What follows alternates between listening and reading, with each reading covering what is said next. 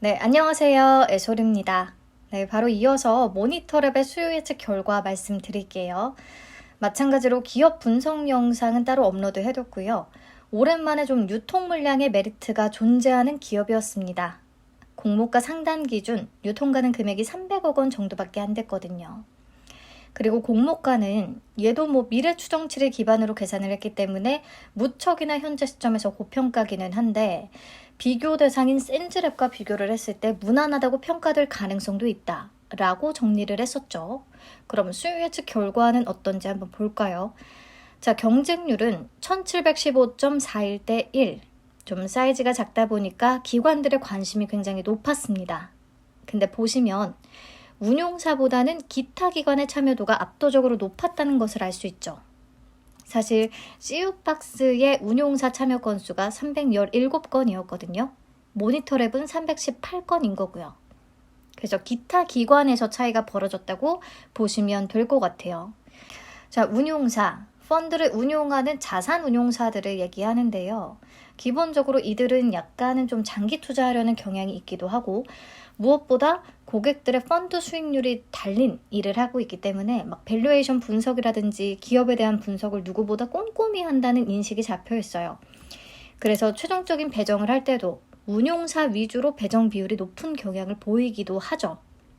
좀 다른 기관들 대비해서 중요도를 높게 생각하는 그런 것 같습니다.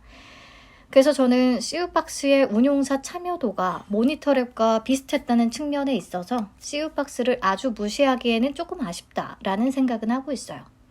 아무튼 모니터랩의 경쟁률은 나노팀과 마이크로투나노에 이어서 올해 들어 3위를 차지하게 됐고요. 참여 건수로는 나노팀에 이어서 2위라는 거, 정말 많은 기관의 관심을 받았다는 거 확인할 수가 있었습니다. 자, 신청가격 분포표 보시면요. 가격 미제시를 포함해서 밴드 상단 이상을 써낸 비율이 수량 기준으로 99.98% 거의 다였습니다. 초과 비율도 49.68%나 됐었고요. 그래서 CU박스하고는 전혀 다른 모습이었다. 공모가는 다행히 상단을 초과하지는 않았고요. 최상단인 9,800원에 확정을 해줬어요. 의무 보유 확약 비율은 건수 기준으로 5.70%, 수량 기준으로 6.06%를 기록했고요. 경쟁률에 비해서는 다소 아쉬운 수준이다라고 할 수가 있겠습니다. 아마 규모 메리트를 보고 접근한 기관들이 많을 것이기 때문에 좀 단기에 승부를 보겠다는 전략을 썼을 것 같아요. 네, 의무 보유 확약 신청 기관도 보시면 기타 기관 그리고 거래 실적 무해외 기관의 참여도가 높습니다. 그렇기 때문에 최종적으로는 많이 높이지 못할 가능성이 있다라는 거 좀 알고 넘어가면 될 것 같아요.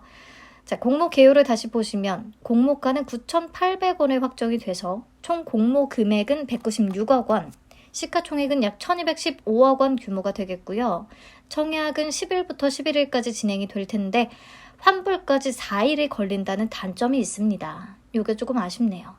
그리고 상장은 5월 19일, CU박스와 겹친다고 말씀을 드렸고요. 미래에셋 증권에서 청약 가능합니다. 자, 신주 모집 100%로 진행되고요. 우리사주 조합에는 0.78%가 배정됐어요. 네, 사전에 수요 조사하고 배정을 한 것 같습니다. 미달은 없을 것 같네요. 유통 가능 물량은 24.74%, 20%대이기 때문에 굉장히 좋은 조건인 거고요. 기존 주주의 비율도 8.61%로 높지 않습니다. 금액으로 계산해도 301억 원 정도. 유통 물량의 메리트가 분명히 존재한다는 거죠. 그리고 보시면 주요 기존 주주는 기술보증기금과 중소기업은행인데요. 이들은 2016년에 상환 전환 우선주에 투자를 하면서 유입된 기관들로 보입니다. 그들의 전환가액이 1,070원이기 때문에 1,070원에 보통주로 전환을 해서 받을 수가 있다는 얘기거든요. 그럼 공모가 밴드 대비해서는 매우 낮은 수준이라 엑시트 가능성은 굉장히 커 보입니다. 근데 워낙에 사이즈가 작다 보니까 기존 주주들이 상장일에 다 매도한다고 해도 부담될 정도의 금액이 아닌 거죠. 충분히 소화가 다 가능하다. 단독 상장이었다면 더 좋았을 텐데 상장일이 조금 아쉽네요. 네, 그래서 경쟁률은 올해 3위, 밴드 상단 이상이 거의 다, 확약 비율은 6.06%, 유통 물량 메리트 네, 이렇게 간단히 키워드로 정리해 볼 수가 있겠습니다.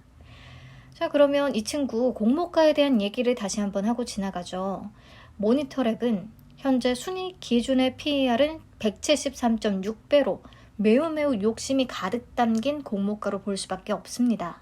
그럼에도 같은 사이버 보안주였던 센즈랩의 시가총액이 오늘자 기준으로 2,005억 원을 기록했기 때문에 센즈랩 대비해서는 낮은 시가총액이 조금 어필될 수는 있었다고 보고요. 그리고 센즈랩이 따상을 기록했었잖아요. 따상 기준의 시가총액은 3,759억 원이었거든요. 뭐 이런 부분들이 좀 영향을 주지 않았을까 생각을 합니다. 공모가가 또 10,000원 미만이라서 절대적인 수준에 있어서는 저렴하다는 인식도 깔릴 거고요. 아무튼 오랜만에 유통 물량의 메리트까지 있는 좀 가벼운 종목이라 수급이 지금처럼만 유지가 좀 된다고 하면 그래도 꽤 좋은 성적을 내줄 수 있을 것으로 생각이 되는데요. 동시 상장으로 인한 수급 분산을 좀 고려해서 기대치는 약간 낮추는 게 좋겠습니다. 최근 들어 상장일의 수급이 좀 불안정하기도 하고요. 수요 예측 결과는 좋았지만 마찬가지로 가격에 좀 비싼 감이 있었던 경쟁사 대비해서는 퍼가 높았던 마이크로2 나노가 고가 기준으로 97%를 찍어주긴 했지만 종가 기준 33%까지 밀리면서 끝났었잖아요. 뭐 그 다음날, 다다음 날까지도 뭐 별다른 움직임은 없었었고요. 지금 모니터랩도 가격이 매력적이진 않기 때문에요. 이런 흐름이 나올 가능성도 좀 염두에 두고 미리 전략을 짜는 게 좋겠습니다. 네, 그럼 트루엔과 CU박스, 모니터랩 세 친구 한꺼번에 한번 비교를 해볼게요.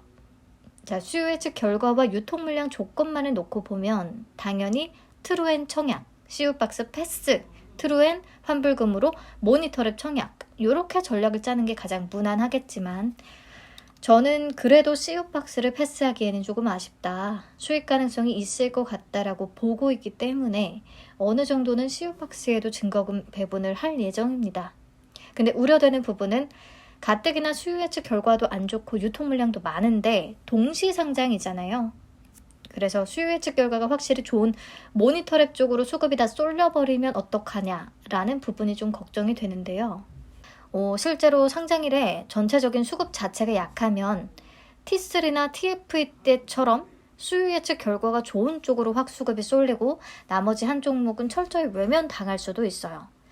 근데 올해처럼 상장일에 수급이 아주 나쁘지 않을 때는요. TMC와 한주 라이트 메탈 때처럼 초반에는 좀 강한 쪽으로 쏠렸다가 약한 쪽으로 수급 이동이 일어날 수도 있거든요. 그래서 저는 모니터랩이 사이즈 측면에서 분명히 매력은 있지만 공모가를 딱히 매력적으로 보고 있지는 않기 때문에 아마 다들 마찬가지이실 것 같아요. 그래서 모니터랩에 계속해서 높은 매수세가 유지될 수 있다라기보다는 수급이 좀 CU박스로 한번은 이동할 수도 있지 않겠나라는 개인적인 그냥 한번 상상의 나래를 펼쳐봤습니다. 다 그냥 제 개인적인 느낌일 뿐이라는 거 아시죠? 제 생각이니까 참고만 하시고요. 그래도 안정적인 건 당연히 트루엔과 모니터랩이기 때문에 CU박스는 적당히만 받아볼 예정입니다. 경쟁률이 낮을 것으로 보여서요. 원하는 만큼 받는데 큰 돈이 필요하진 않을 것 같거든요. 네, 모니터랩의 배정 물량은 50만 주니까 균등 물량은 25만 주가 되겠고요. 온라인 청약 시에 모두 5만 주까지 청약 가능합니다. 2억 4,500만 원까지 가능한 거죠. 그리고 최소 청약 수량은 10주입니다. 49,000원이 필요하겠네요. 자, 균등 수량을 예상을 해보자면요.